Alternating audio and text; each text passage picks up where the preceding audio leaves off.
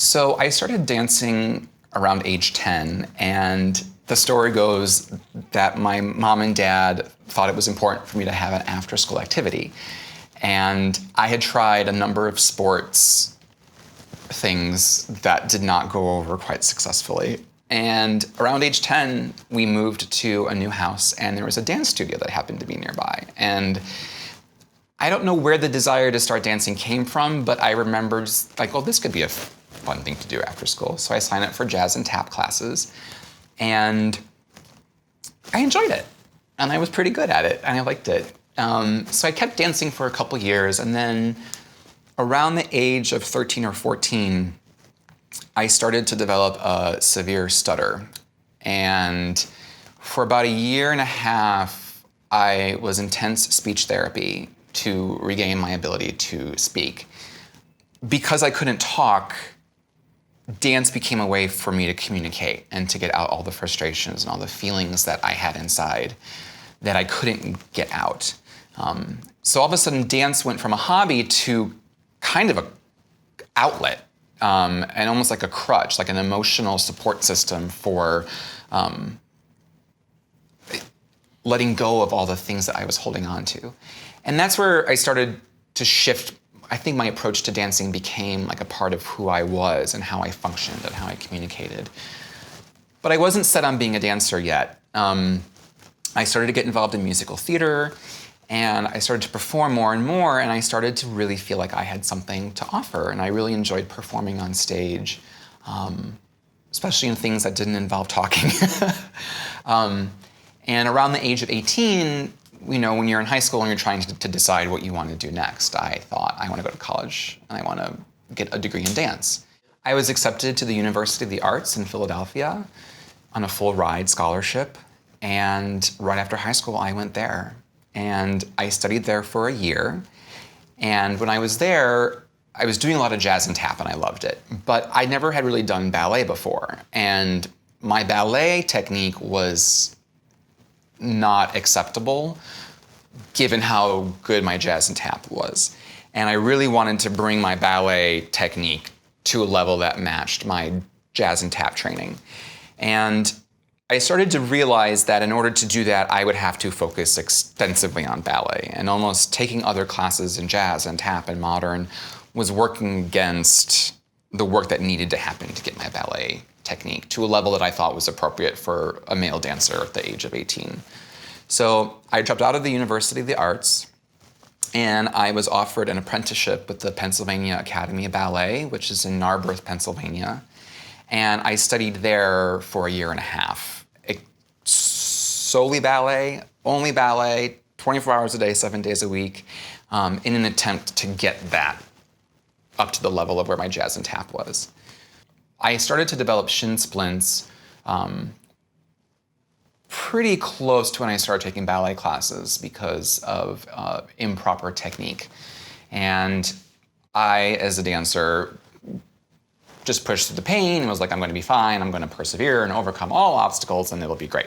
The shin splints kept getting worse, and I ended up developing stress fractures in both shins, which is excruciatingly painful.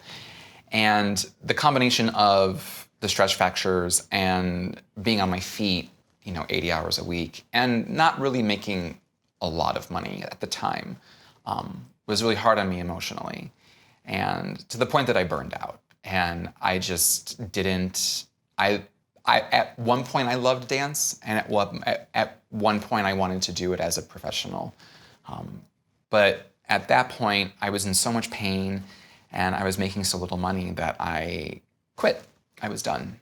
I was really lost. I didn't know what to do with my life. I didn't know what I was going to do when I wasn't a dancer. But I knew that my lifestyle was not healthy. I knew that I wasn't happy. And I wanted to take the time to reassess and figure out, who is Michael Novak if he's not a dancer. So I ended up moving to New York, actually, not to become a dancer. I moved to New York to do something else. And I was in New York, and I freelanced actually for a window design company who does all the window displays at various luxury boutiques around the city. So construction, like labor-based, but still creative. And I did that for about a year trying to figure out what to do, and I decided that I was going to go back to school, and I wanted to go to a really good academic institution, so I applied to Columbia University, to the School of General Studies, and I got in. And at that time, my thought was, I'm going to go to Columbia, I'm going to get my undergrad, and then I'm going to get my master's degree in arts administration, or I'm going to go get my MBA. I'm never going to dance again. So I went to Columbia, and I loved it there. I had a phenomenal time there. I loved the school. I loved their curriculum. I loved their approach to critiquing works and masterpieces and literature. And it was, I really enjoyed and sucked the marrow out of that experience, you might say.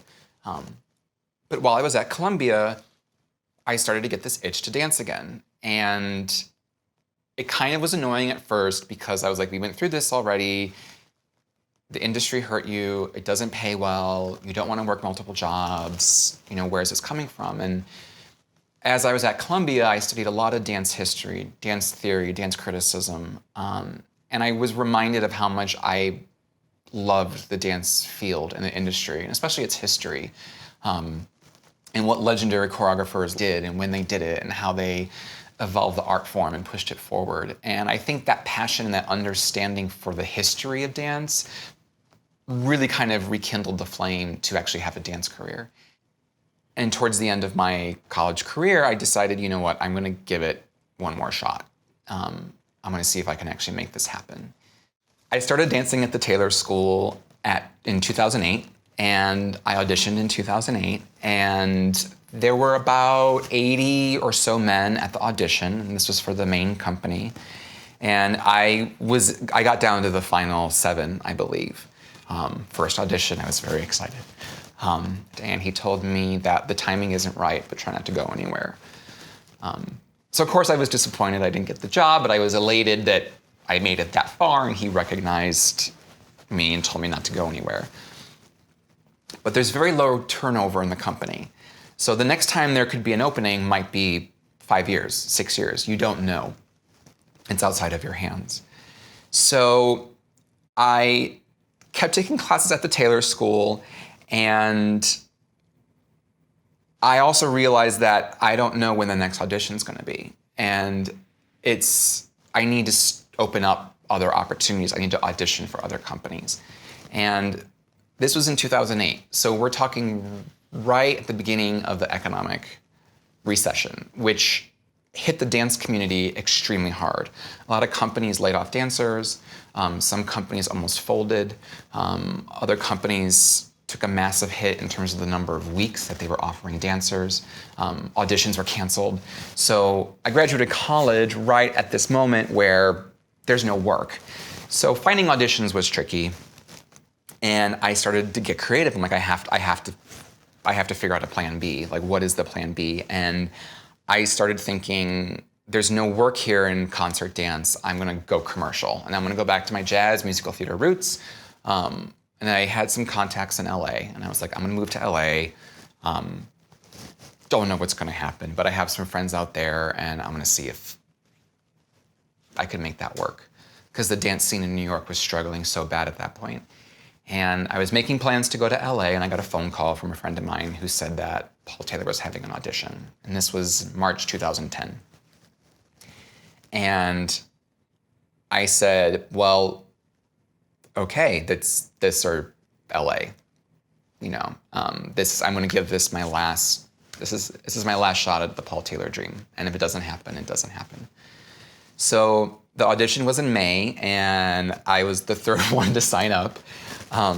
And I walked to the studio that day, and our studios are down on Grand Street on the Lower East Side here in New York. And I was hysterical as I was walking to the audition because I felt like this wasn't up to me. He was going to decide what I was doing for the rest of my life. And it felt really vulnerable. And I think I had been auditioning for all these different companies, and I was trying to be the kind of dancer that I thought they wanted. And I was so exhausted from trying to be someone else, and I I walked to that audition and I was just like, you're either buying what I'm selling or you're not. I can't not be me. I'm too tired. So either it's this, and here it is. Do what you will with it. So I went to the audition. It sounds so dramatic. So I went to the audition, and there were about 60 men who showed up. We danced for maybe an hour and a half, and then he reduced the group to maybe 20 people, and he had made up his mind. So there was 20 of us in a line, and you all have numbers when you audition, and I was number 303. And he said to his assistant, it's 3:30 what? Like, is it 3:31, 3:32, you know? And I heard that, and I thought, it's done. That's it. Dream's over. I'm going to LA. Okay, that was good. And then she said, it's 3:03. And I kind of heard it, but I was having my own inner dialogue and my self-pity moment, and I was like, wait, what? And then at this audition, a lot of the company members were actually there. And the company members cheered and stood up and started screaming, and I was shocked because I just full on had the moment of I'm never gonna have this dream, and kind of letting that sink in, and then all of a sudden, I just got the job. And my life changed forever. So most dance careers, I would say if you're lucky, you dance probably until you're 35 to 40. I'm kind of at the apex of my career. Most dancers, when they retire from performing, do anything they want. Some go into teaching, some go into choreographing.